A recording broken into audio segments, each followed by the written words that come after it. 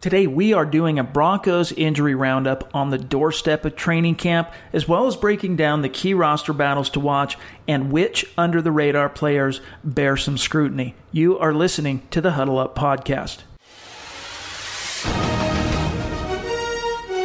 Welcome to the Huddle Up Podcast, your go-to show for all things Broncos.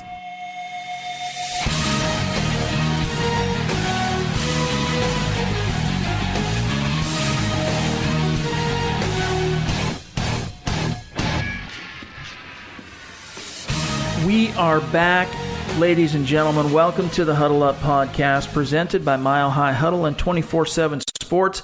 Feels good to be back. I'm your host, Chad Jensen. With me is my co-host, my partner in crime. He is your Denver Broncos reporter for 24/7 Sports. He is Zack Kelberman. Zack, I'm all moved in, dude. I'm feeling good. I'm ready to attack the 2018 season, and that all starts this week. It's been a while, brother, since we got our pod on. How you doing? I'm doing well. I'm so happy that it's finally football season. This month has felt like it's lasted a year. There's not a lot to talk about. I'm glad that football is here. Training camp starts this week. We got preseason coming up, and it's officially time for more Broncos football. We were talking about it off air, but I think we did about as thorough a job as you possibly could, mining whatever analysis and news there was to be had over the last 5-6 weeks. So I'm just like you, man. I'm excited to finally sink my teeth into some real analysis. And we might even get that on Tuesday, which is tomorrow, when the rookies report to camp. That's right. And then we have veterans coming up later this week. I'm sure we'll get quotes from that tomorrow, and a lot of high expectations for this rookie class. So I'm sure it's Bradley Chubb mentioned he had butterflies today before he reports tomorrow. So it's going to be interesting. It's on, you guys. Real quick, some business before we jump into things. Follow the show on Twitter at HuddleUpPod. Make sure also you take some time, leave a creative review wherever you listen to the show, whether you're on iTunes, Stitcher, iHeart. Shout out to the YouTube peeps, Google Play, Spreaker, wherever. Also make sure you're following the site on Facebook. You can find us Denver Broncos on 24/7 Sports, also Mile High Huddle on Facebook, and then, of course, on Twitter as well. And before we jump into this, we got to say thank you to our sponsor of today's show, Audible. You guys get a free audiobook download and a 30-day free trial at audibletrial.com/huddleup. There's over 180,000 different titles to choose from, whether you're on an iPhone, Android, Kindle, or an MP3 player. That's audibletrial.com/huddleup.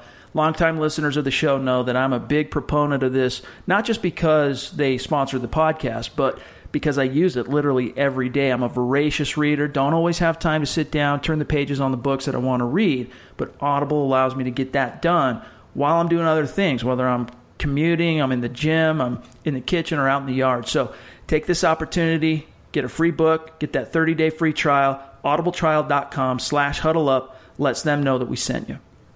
All right, so we'll jump into the Bronco talk here, shake off some of this podcast rust. The Broncos, of course, kick off training camp this weekend with the first practice coming officially Saturday, July 28th. The long wait is over. And last weekend was really, if you think about it, the last weekend for the rest of the year in which there's going to be no football to dissect. The games, they're not starting until August, but we're going to have plenty to dissect come Saturday and this coming Sunday. And one issue that came to the forefront on Monday that we should probably tackle first is the kind of updated injury situation on several players, but most notably Shane Ray. Now, when last we left Shane Ray during OTAs, it was under the report and the message by the team that he was going to undergo a fourth surgery on that wrist that has plagued him for the last year or so.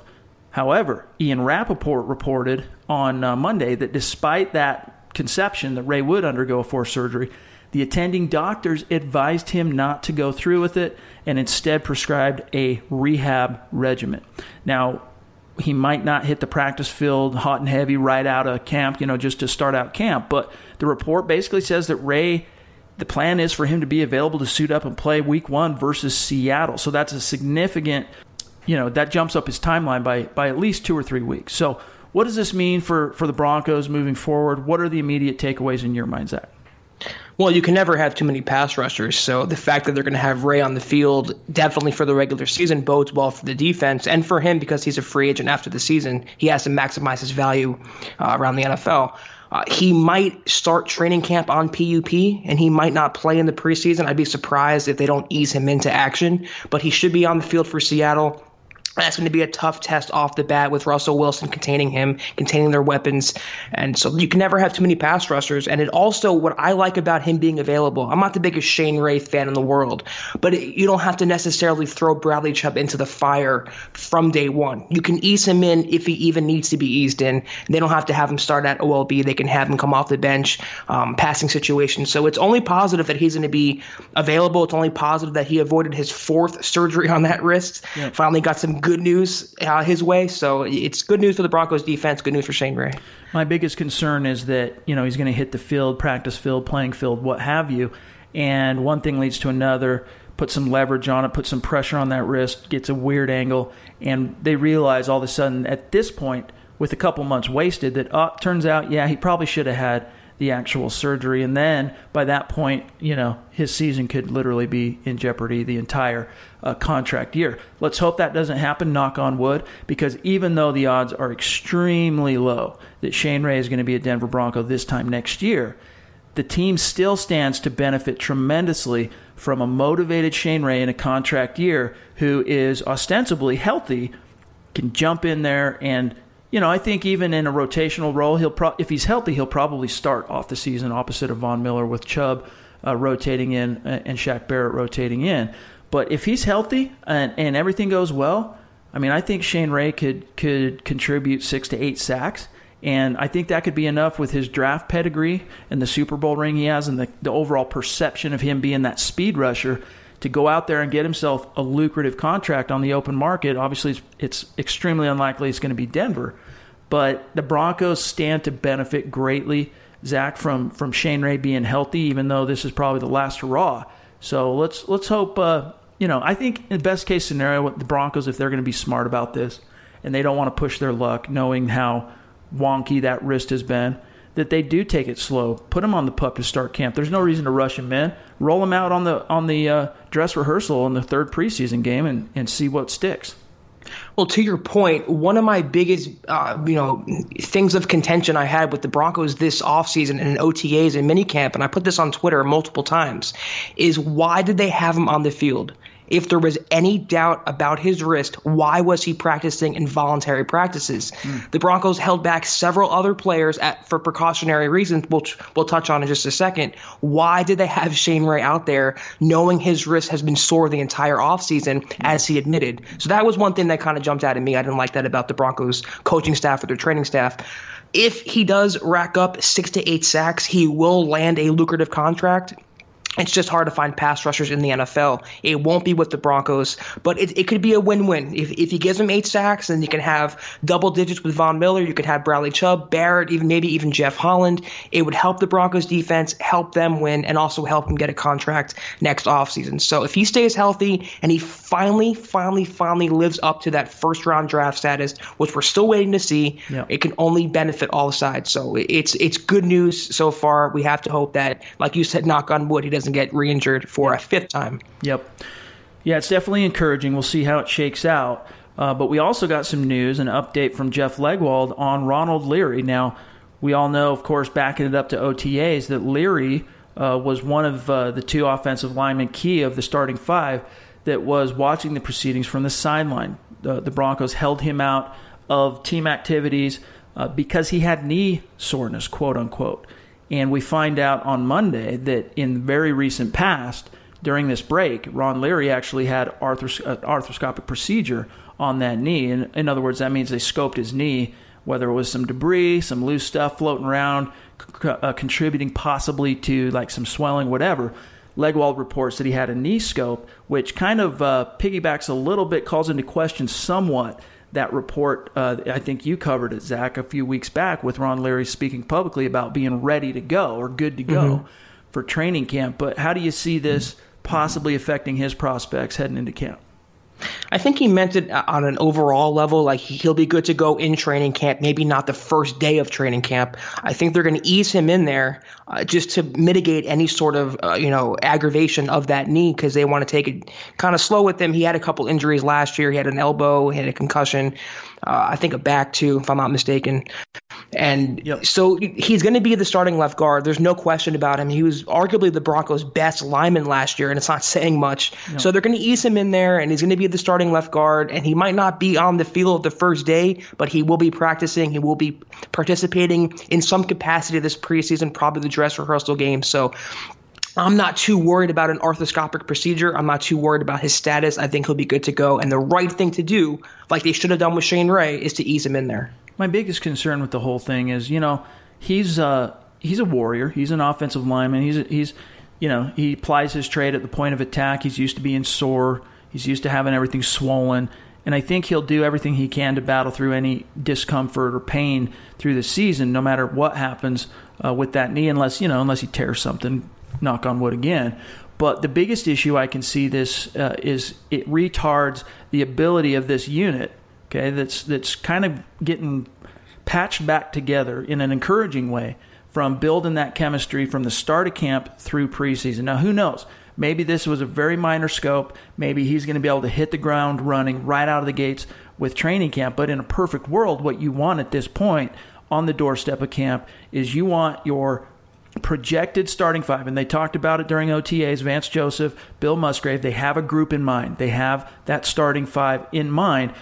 In a perfect world, you want those five guys on the field with the first team offense, practicing from day one, building that chemistry, building all of their communication, and moving that forward through the dog days of camp and into the preseason, so that by the time you get to week one of the regular season, they're as close to firing on all cylinders as possible. So that's my biggest concern, and I'm hopeful that maybe it was as minor of a scope as you can possibly get, and that he'll be able to join his teammates, line up right next to Garrett Bowles in between he and Matt Paradis and rock and roll. It's a good point you bring up, because he's going to be so key for Bowles on that left side. And Bowles had a rotating gait at left guard last year with Alan Barber and Max Garcia. He needs that stable hand, and Ronald Leary has Pro Bowl caliber talent. So I would like the five to be out there. You also have Jared Valdir, who has an ankle. He's going to be eased back in. So you got to get that starting five gel together. I absolutely agree with that. But I'm not too concerned that it will come together. It doesn't have to be on day one, although it would be preferable. It will happen by maybe the second week of preseason. Going into the second preseason game, maybe you'll see a series or two with the starters. And then I think that third preseason game, you're going to see the entire offense come together with Leary, with Valdir, with that starting five. And what I don't want to happen, I don't want any setbacks, because I love Ronald Leary. Yep. I just don't want to see Menelik Watson in the starting lineup. I don't want to see it at all. It can't happen. I'm surprised he's still on the team. That's another story for another day. I do think I'm very hopeful and optimistic that the starting five will gel together and they will have enough time. Let's hope. We know he's a warrior. He's had knee issues in the past, but I think he's probably going to be okay. The other news that we got on Monday was the recently signed defensive lineman Clinton McDonald, former Tampa Bay Buck. He says he's good to go, based on a report from Mike Kliss. Now, he had some complications. He had an infection that stemmed from a shoulder surgery, some weird issues that caused him to, if I recall right, Zach, maybe you can correct me on this if I'm wrong, fail the physical, and that's why I'm trying to think back now. That's why they had to redo his contract, restructure his contract. Mm-hmm. Well, he's now 100% confident that he's going to pass his mandated physical, which will happen, I believe, Tuesday, for sure later this week, and that he's going to be available to start training camp with the rest of his teammates. So Bill Kollar is going to have each and every weapon in place to start training camp off on the right foot. He's had that shoulder issue for the last couple seasons in Tampa Bay, and the Broncos knew about it when they signed him to that 2-year contract in March. The thing with him was he took a pay cut, and he can earn back a chunk of his money if he passes that physical, if he makes the 53, and then if he makes the game day 46-man roster. Both of those things should happen. I love the pickup. He can give them interior push from their defensive line. They haven't had that in recent seasons, him and DeMarcus Walker.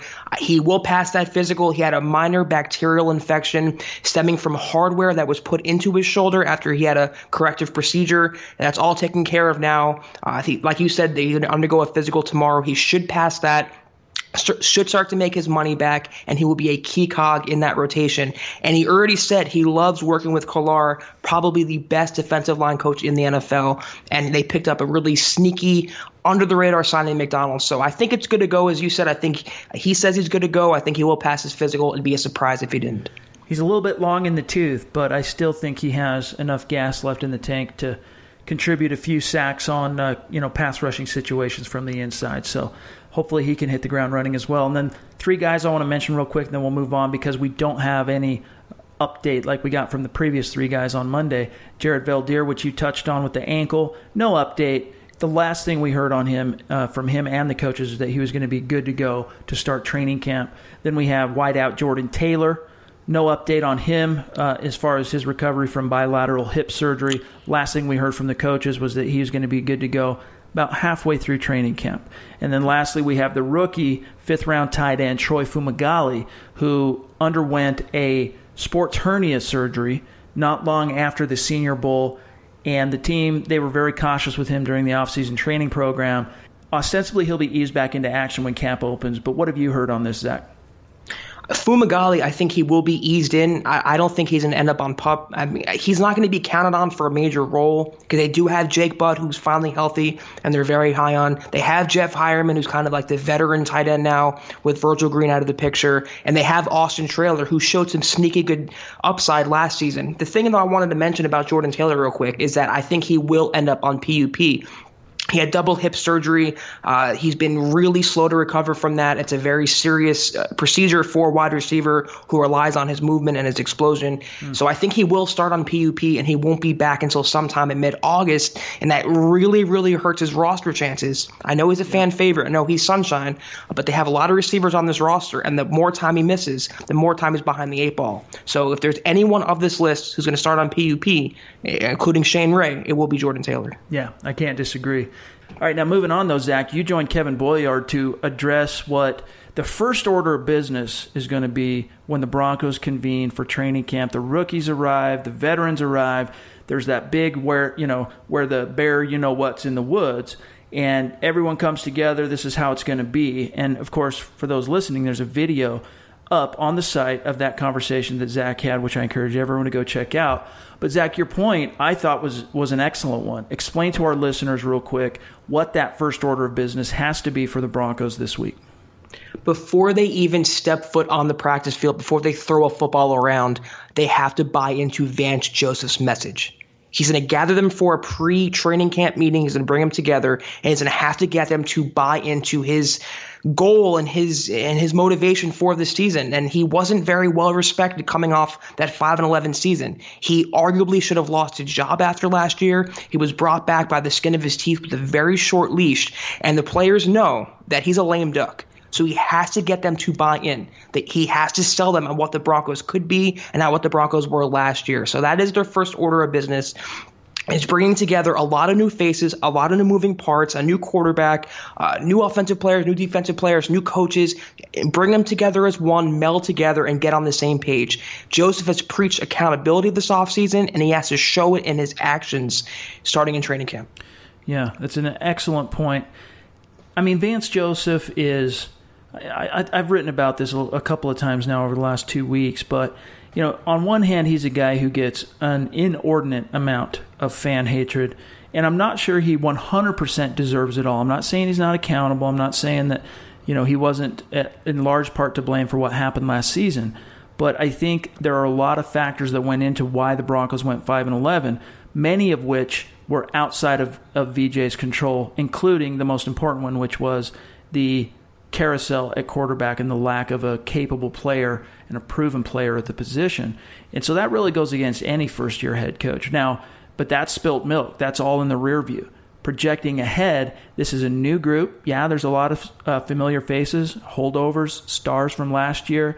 Many of them, anytime they were asked publicly from the season's end up until this point what they thought of VJ, they came out in support of him. No one ever really threw him under the bus, but as you say, you got to wonder how much respect he really has in that locker room. So he's got to bring everybody together and say, listen, last year was in the past.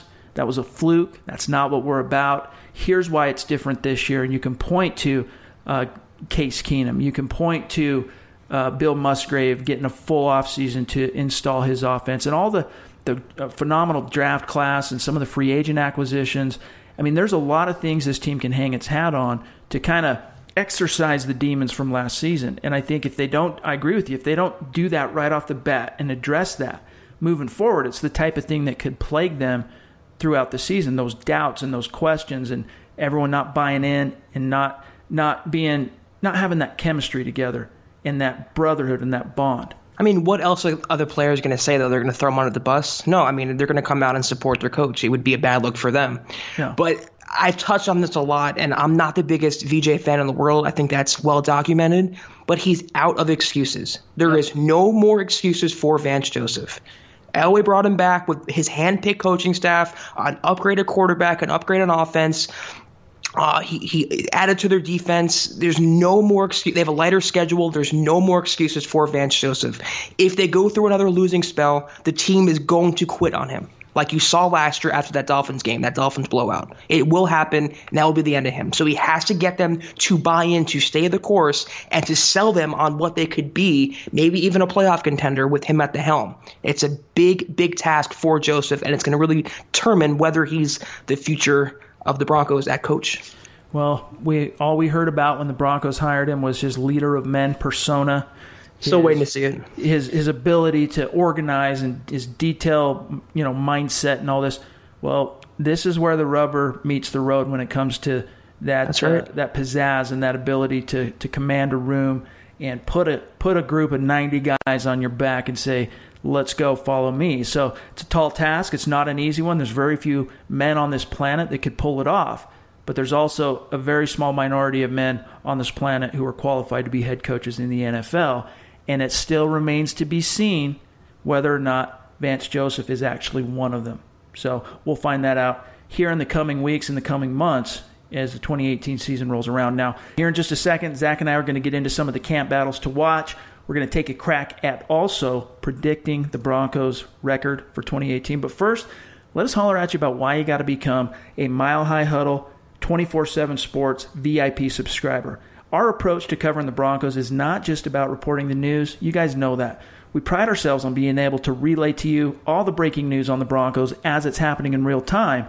But what we like to focus on is breaking down the Broncos in depth, whether it's all 22 film reviews, X's and O's, deep dive player evaluation, you name it. But we save our best and most in-depth content for our VIP subscribers, our premium members.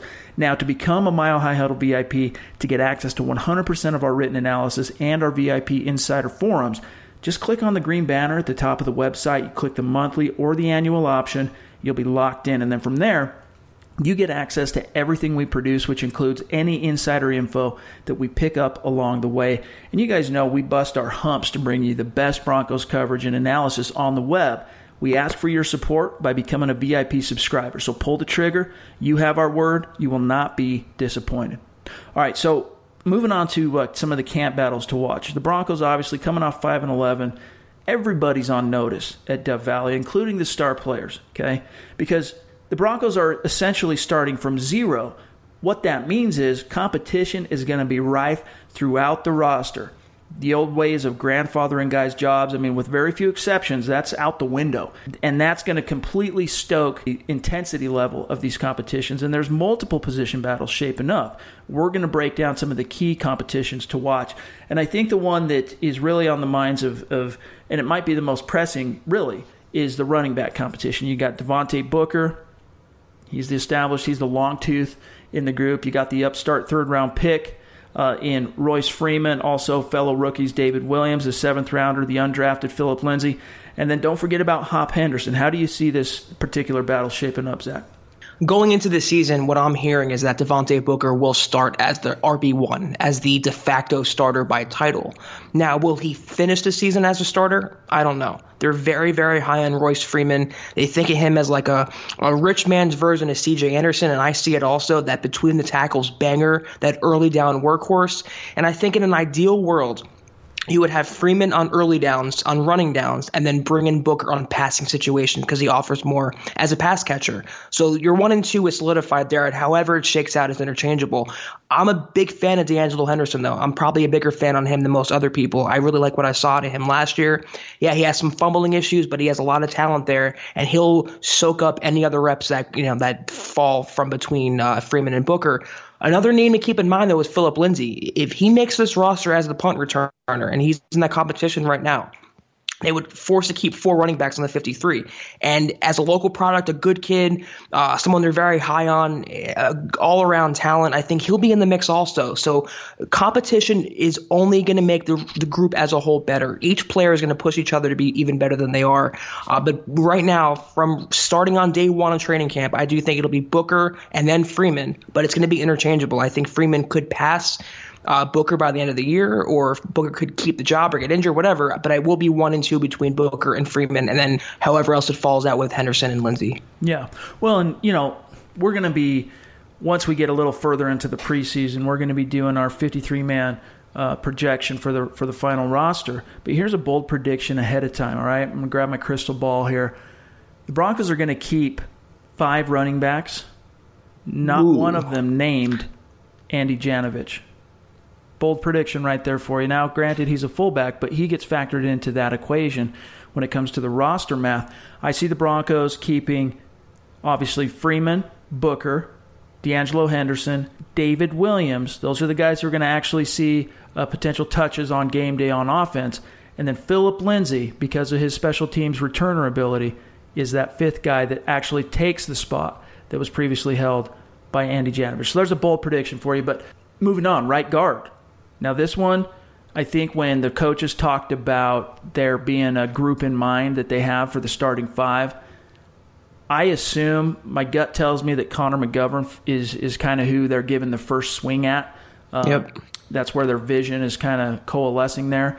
But there's multiple guys competing, including the incumbent from last year, the last 2 years really, and Max Garcia, who, he's going to have to, if he wants a shot at that job, he's going to have to prove he can play on the right side, but then you also have Menelik Watson, who you've touched on before. You got Billy Turner, who the coaches absolutely love.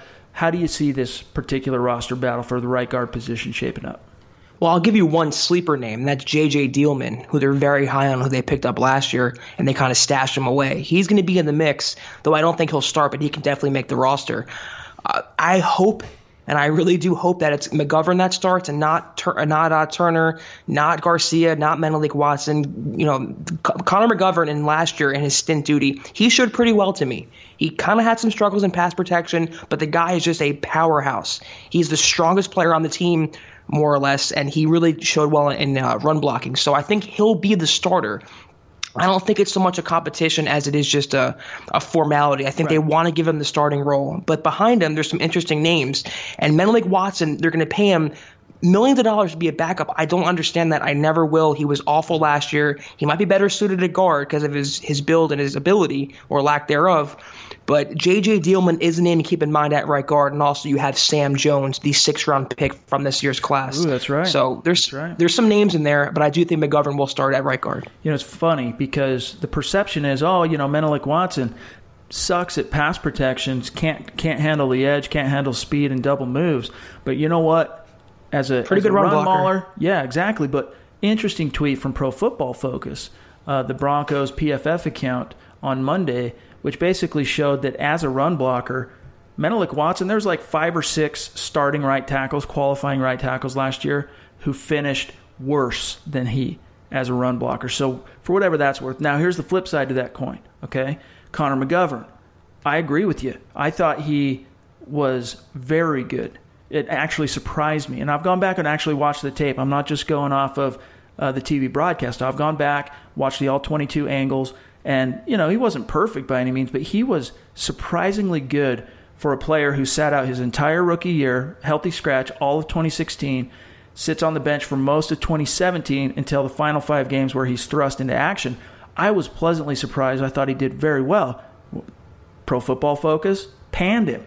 Gave him a horrible grade, which I don't know off the top of my head, but I do know it was not good. He was graded in the red, in the negative. So, and I think most of the time PFF lines up with what the tape shows more often than not, but it goes to show that they're not necessarily perfect when it comes to evaluation and advanced metrics.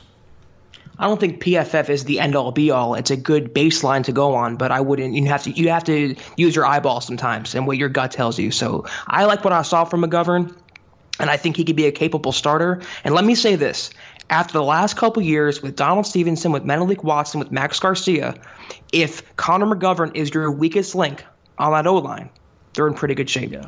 That's my opinion on that. Definitely. Moving on, we have the tight end position. Now, you've touched on this already tonight, Zach, but Jeff Hireman, he's the elder statesman, if you will. I mean, for lack of a better term. He's the most tenured pro in that room, but we all know that he's basically keeping the seat warm for Jake Butt to come in and just take the job, because that's what the Broncos have in mind. That's what they have envisioned, and he's finally healthy. Anyone who's taken the time to go back and watch some of Jake Butt's tape in college at Michigan, I mean, Carl just did a phenomenal VIP film breakdown, which focused on the four routes that were on the route tree, the four routes that Jake Butt ran predominantly to the greatest success while in college at Michigan, and extrapolating that into how the Broncos can use it in 2018. And you just watch him on tape. He's a phenomenal tight end. So long as he stays healthy, I don't see any reason why he's not coming out day one starter at tight end, because he can block. And he's not the greatest blocker, but he's a willing blocker. Unlike Jeff Hireman, who doesn't want to get his hands dirty. Then you got Austin Traylor. He showed out well yesterday, he showed out well last year, as you touched on. Troy Fumagalli, I'm a little bit worried about him just because we haven't seen him in any action yet, and there's been no update on what his prognosis is coming back from that sports hernia. So there's some balls in the air there, but how do you see this one shaking out? First of all, I'm not the biggest fan of Hireman. I think he's pretty much like the Cody Latimer of tight ends, just a guy who hasn't lived up to his draft status. And I'm not the biggest fan of his ability. He's had time to show what he can do, and he hasn't shown it. So I'm a big Jake Butt fan. I was a big fan of his at Michigan, even before the Broncos drafted him. Like you said, he's pretty much an all-around tight end who's drawn comparisons to Greg Olsen, to Jason Witten. Those are pretty high-end comparisons that he can live up to. But if they can get anything half of that, he will be a steal as a fifth-rounder. And this is a guy who had a second-round grade before he tore his knee up in that bowl game at Michigan. So I think he will be the starter, and I think that's not even a competition. The only thing that's going to keep Hireman in the mix is seniority. He's the most senior guy on the roster after Virgil Green left.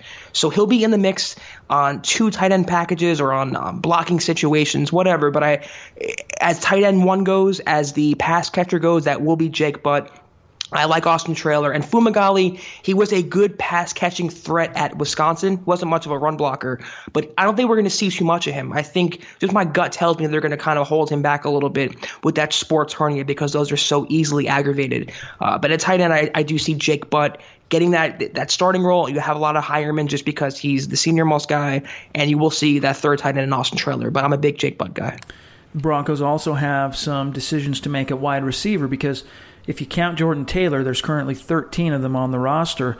And depending on how the roster math shakes out, where they draw the punt returner from, whether it comes from running back, whether it comes from the wideout group, they could keep 6. Might end up only being 5, but I think it's a safe bet to just say let's plan on 6. So you've got the top 4 spots on the depth chart essentially locked down in Demaryius Thomas, Emmanuel Sanders, and then the rookie duo of Cortland Sutton and Deshaun Hamilton. Now, those bottom 2 spots could be picked up by anyone hungry enough. You got to be disappointed if Carlos Henderson isn't one of those guys, but how do you see this one shaking out? I think they're going to keep 6 also. I agree with that, and I think there's going to be 3 players competing for 2 spots, and those 3 players were Taylor, Henderson, and Isaiah McKenzie. And all those guys are pretty much on the bubble, the hot seat. Henderson missed his entire rookie year. Then he got popped for weed in January. Then he had a hamstring injury. It hasn't been the smoothest start to an NFL career. McKenzie, everyone knows his story. He couldn't hold on to the ball literally last year. He was in Vance Joseph's doghouse. He was in the fan base's doghouse. And Jordan Taylor is the favorite. He is that fan favorite. He's sunshine and all, and he has that physical ability. But this hip surgery is really going to put him behind the 8 ball. It's really going to hurt him. If he was healthy he would have the upper hand for a roster spot, especially because he's also a punt returner candidate. A name to keep in mind, though, in this battle, and it's kind of a long shot, is Kenny Bell, a guy who they picked up last year on the practice squad. They brought him back on a futures deal. He was a very good player at Nebraska, and he has really high upside, and I like what I saw from him on tape. And he's gotten some buzz this offseason. He's gotten some buzz after practices, and I just think he's a name to keep in mind. It might be a long shot, might be another practice squad guy, but I do want to point that out there. But it's going to be 3 players for 2 spots, Taylor, Henderson, and McKenzie. I think Henderson stays because he was a 3rd-round draft pick. And then you'll have Taylor. If he can come back and he can show decently after hip surgery, he will get that spot. And my hot take is Isaiah McKenzie will be cut at Final Cuts. I will not disagree with you there. Let me say this. I won't be surprised if McKenzie is one of the guys on the outside looking in. And I'm going to save some of my further analysis on the wide receiver group for when we get to the mailbag here in just a few more minutes. So let's move on to the returner. We got the kick returner wide open. We got the punt returner wide open. Obviously, we've already touched on Phillip Lindsay as a factor there, as someone who's been pushed to the forefront by the coaching staff as a key candidate. Isaiah McKenzie, Jordan Taylor, if he was healthy, but you might as well throw him out right now as a viable option, at least for punt returner. And then you've got also Deshaun Hamilton, who might not be the most electric player in the open field, but you can count on to secure the actual catch. And then at kick returner, you've got a variety of guys, including, besides who we've already mentioned, Brendan Langley, the corner, who was a very dangerous returner at Lamar. And even D'Angelo Henderson could factor in, along with Carlos Henderson, for whatever it's worth. So starting with really the one that matters, how do you see punt returner shaping up on the doorstep of training camp? There's 3 players. You have Taylor in there, but he's hurt or coming off surgery. You have Deshaun Hamilton. You have River Craycraft. That's another name at wide receiver. He's competing for that job. And you have Phillip Lindsay. So I think Lindsay does, based on what Joseph has said and based on the comments from Tom McMahon, the special teams coordinator, I think Lindsay has that upper hand because he's that feel-good story, the local kid from Colorado, their 2nd all-time leading rusher. I think he does win that spot at punt returner, and that's why he will make the 53. But you'll have some other guys in there. I like Hamilton, but he had no experience at Penn State as a punt returner, so he kind of is out to me. And if Taylor was healthy, I think he'd get that spot, but he's not healthy. So that's punt returner. Kick returner, like you mentioned, the names right there are Langley, Henderson, and Carlos Henderson, both Hendersons. It's interchangeable. Langley is locked into a roster spot, so he'll be in the mix. Henderson, they could keep him for that reason. He's very explosive. That's why he was a 3rd-round pick from a small school at Louisiana Tech, but he's very explosive. If he can just hold on to the ball and stay healthy, he should carve out a role on special teams as the kick returner. And also D'Angelo Henderson will make the 53, and he'll be in there too. So 2 of those guys will be the kick returners. I think it'll be Henderson and Langley a kick returner, and a punt returner I think it'll be Phillip Lindsay. Yeah, I can't disagree there. I cannot disagree, at least on the doorstep of camp. And, of course, everything can change once the cleats hit the grass. Now, last one, and then we're going to move on. Backup quarterback. I know it's on the minds of everybody. It's going to impact the destiny of this season, not in the great words of Wayne from Wayne's World. So listen up. I don't know. We've talked about this before, but really what it comes down to is this. The Broncos are going to give Paxton Lynch every opportunity to win this job.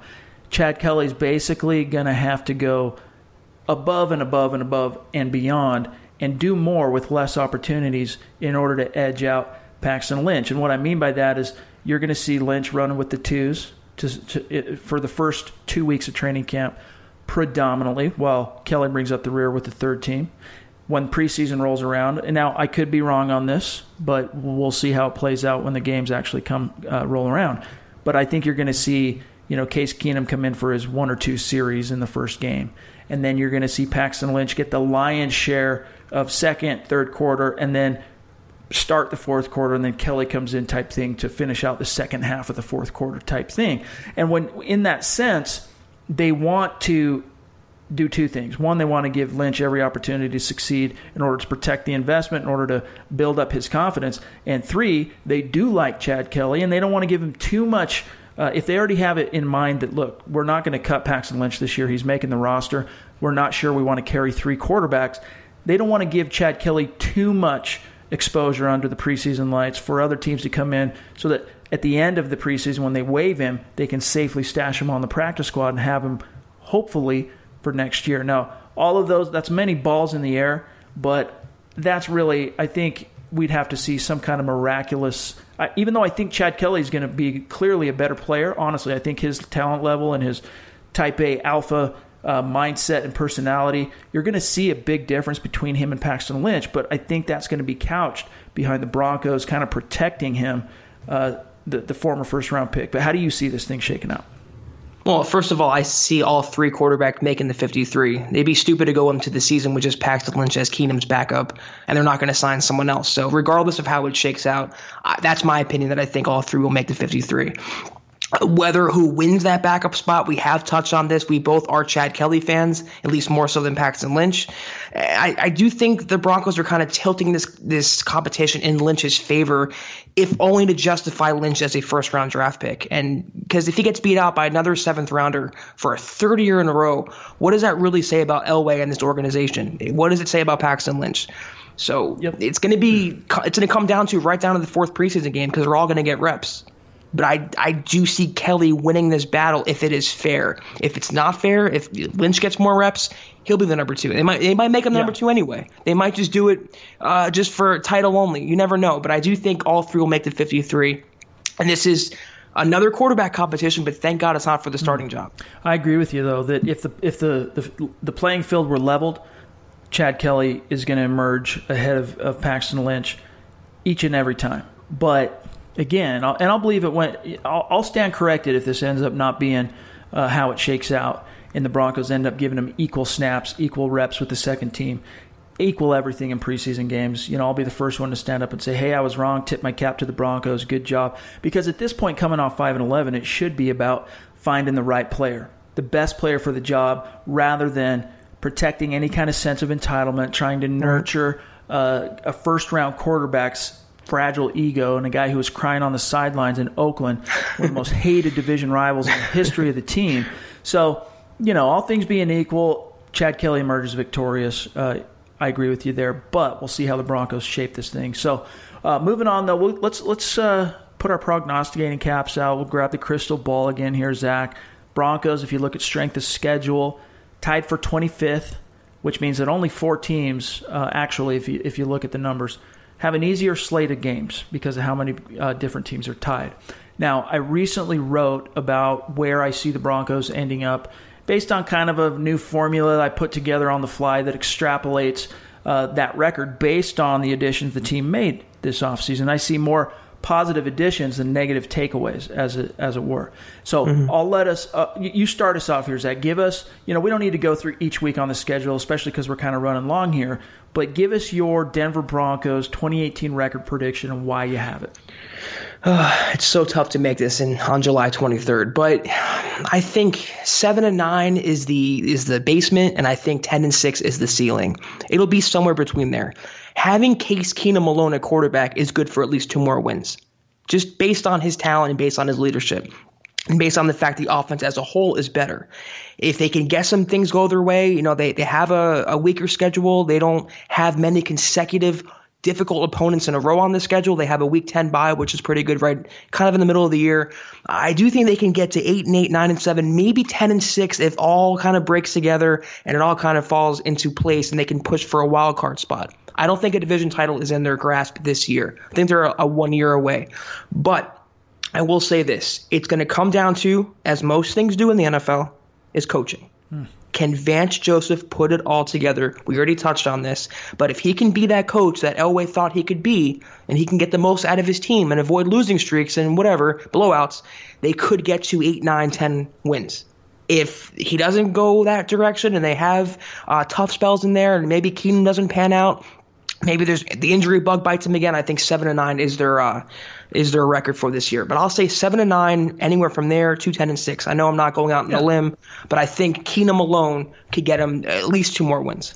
And it was kind of made up on the fly. I was responding to a great question from one of our VIP subscribers in the forums, who basically asked me what the expectations should be for the Broncos in 2018. And the way I saw it, that at worst, the Case Keenum addition is worth an additional victory over last year's total. So that gives you 6. But I agree with you. It could be more. It very well could be more. But just to be conservative, let's say it gives them one more extra win over where they finished last year. That gives them 6 wins.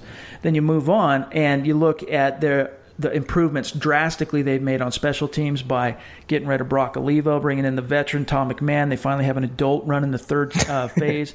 And then also you can't sleep on the fact that Marquette King, all-pro punter, is now punting in the thin air of Mile High. That's a great point. And it's just going to make a huge difference. I mean, Broncos fans, look, special teams is not a sexy topic, and it's not one that analysts and radio guys and podcasters like us often spend a lot of time dissecting because it is what it is. But we learned quickly last year how important it is. When things go sideways and special teams are out of whack, it can definitely stack up L's in the standings. So I think the way the Broncos have improved, a lot of that is going to be determined on whether Brandon McManus gets out of his head and gets back to being the killer that he was, and also what happens with the returner. So, but still, I do think that's worth, just with McMahon and just with Marquette King, I think that's an extra win. You keep going, you look at strength of schedule, which we've already touched on. I think that's worth half game. That's right, half game win over last year. And then you got the law of averages,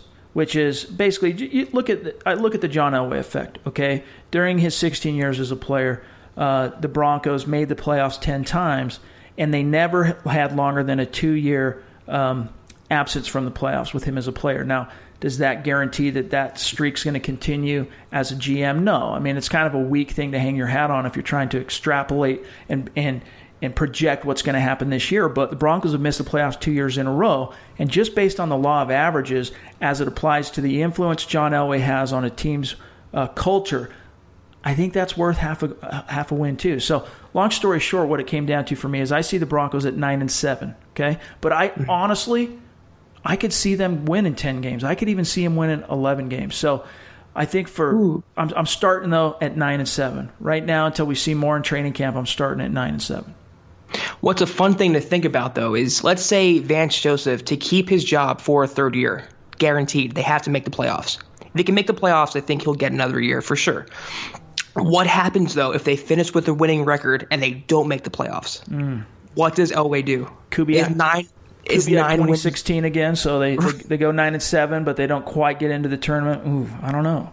Right. I mean, he's not going to retire due to health issues, though. So what is Elway going to do? Is he going to fire him? Is he going to keep? It's a fun scenario to think about, and that's why it's kind of purgatory for them. So at 9-7, he has to hope they get into a wild card spot. Yeah, and I think it's certainly possible because the AFC West is no longer the powerhouse that it was when Peyton Manning was patrolling it. Alex Smith is gone. Phillip Rivers, I'll believe he's great. He's a great quarterback. But I'll believe the Chargers as the darlings that all of the NFL analysts have picked to win the AFC West. I'll believe that when I see it. They just always find a way to screw it up.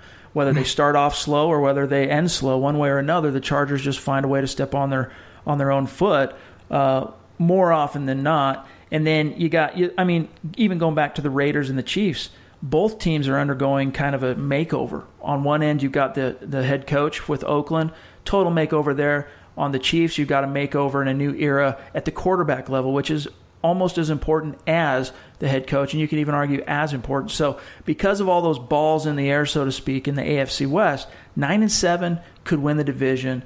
9-7, even if it doesn't, could very well see the Broncos get into the tournament. So anything's possible, but that is an interesting question, Zach. What happens if the Broncos post 9-7 and yet fail to make the tournament? What happens to Vance Joseph? I guess we'll see if that happens, but I wouldn't envy John Elway because that would be a very tough decision. It wouldn't, and I don't know what he would do. We're going to have to see that play out, but I'll give a more specific record prediction. I will say 8-8.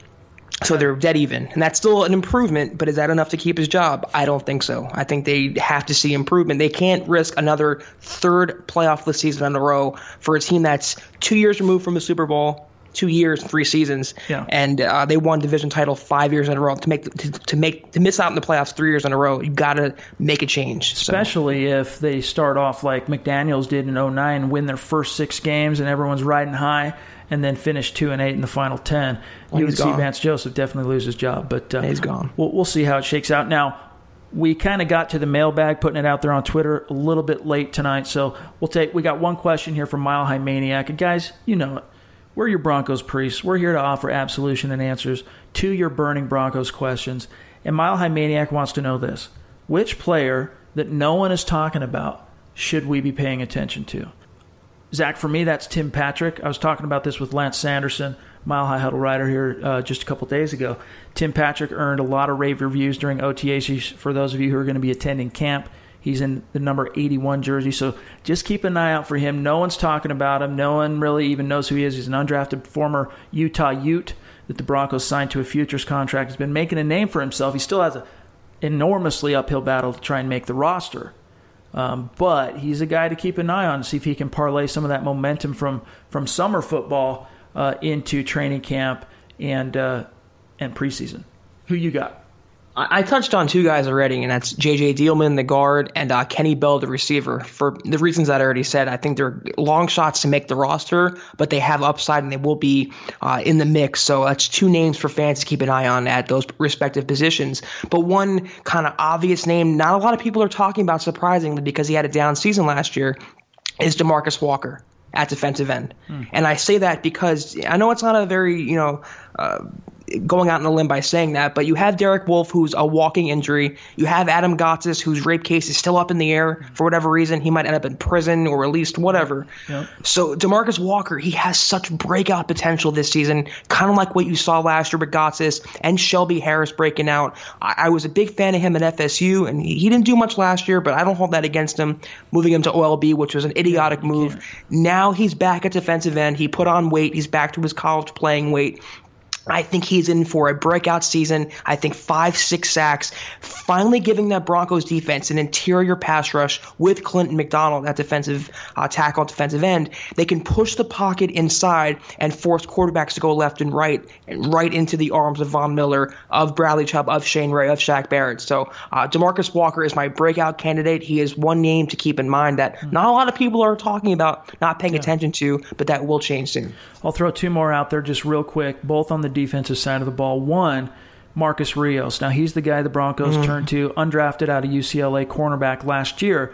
They had to turn to him, promote him from the practice squad to the active roster when Brendan Langley crashed and burned. He finished the season as Denver's fourth corner behind Talib, Roby, and Harris. So keep an eye on him. Obviously, they added to the cupboard, so to speak, by drafting Isaac Yiadom in the third round, signing Tremaine Brock, and then Talib's gone. So he's been working his butt off. He's a very smart player. He's trying to learn everything there is to learn so that he can be as valuable as possible to that secondary. And then the other guy to keep an eye on also in the secondary is undrafted as well last year, DeMonte Thomas, who we've heard from sources from the team. We talked about this on the VIP post a couple days ago, but DeMonte Thomas has earned a lot of points in the eyes of the Broncos coaches this offseason. Obviously, he also was a guy who found his way from the practice squad to the active roster late in the season, and the Broncos have been extremely tickled with him thus far. So you're going to have a total logjam at the safety position because you got Sua Cravens, Justin Simmons, and you got Darian Stewart as the three locks. Stewart's locked because of the money he's making that they're on the hook for. I mean, it's extremely unlikely, even if he completely sucks during camp and preseason, that the Broncos move on from him. But you got those three locked down.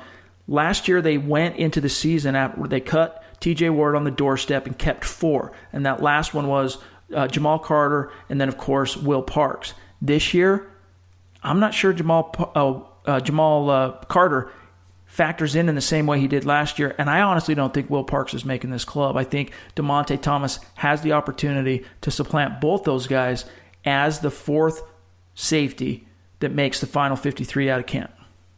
That's a great point. DeMonte Thomas, I shouldn't mention it because he came on last year. He had a pick six in, preseason? Yeah, I believe it was. The Cardinals. That's right. And for my money, I would not have kept Darian Stewart $4.5 million.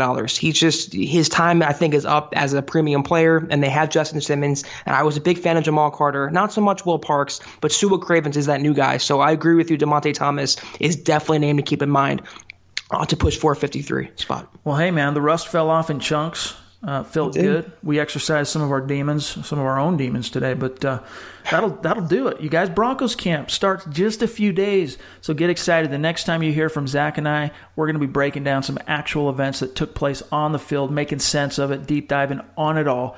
Meanwhile, you can find Zack Kelberman on Twitter at Kelberman 24/7, myself at Chad and Jensen, and make sure you're subscribing, y'all. For Zack Kelberman, I'm Chad Jensen. We'll talk to you soon. Mile High Huddle.